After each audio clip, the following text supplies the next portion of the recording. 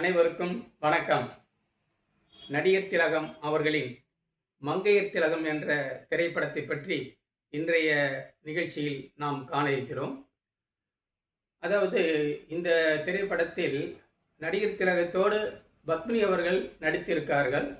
ஆனால் நடிகர் திலகத்துக்கு ஜோடியே கிடையாது, அண்ணியாக நடிச்சிருக்காங்க.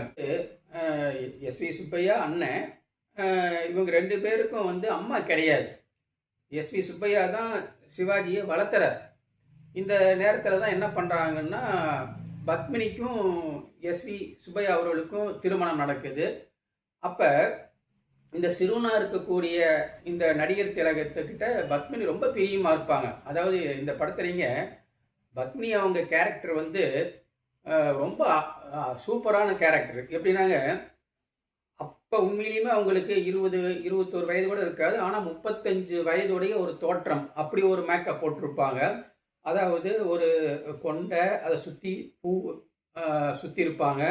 அவங்களுடைய சேலை, இதெல்லாம் அவங்க நடை உடை பாவனை எல்லாமே ஒரு 35 வயதுக்கு உண்டான ஒரு பாத்திரமாக வாழ்ந்திருப்பாங்க. அதாவது சுலக்ஷனாங்கிற கேரக்டர், அதே போல் நடிகர் திலகம் வாசு அப்படிங்கிற ஒரு பேர். இந்த படத்தில் மக்கள் என்ன பண்ணுறாங்கன்னா, நடிகர் திலகத்தை வாசுவாகவும் பத்மினி அவர்களை சுலக்ஷனாவுமாவே நினைச்சாங்க. இவங்களை நடிகர் திலகம் பத்மினியும் பார்க்கல. அதனால தான் அந்த படம் ஒரு மகத்தான வெற்றியை பெற்றது.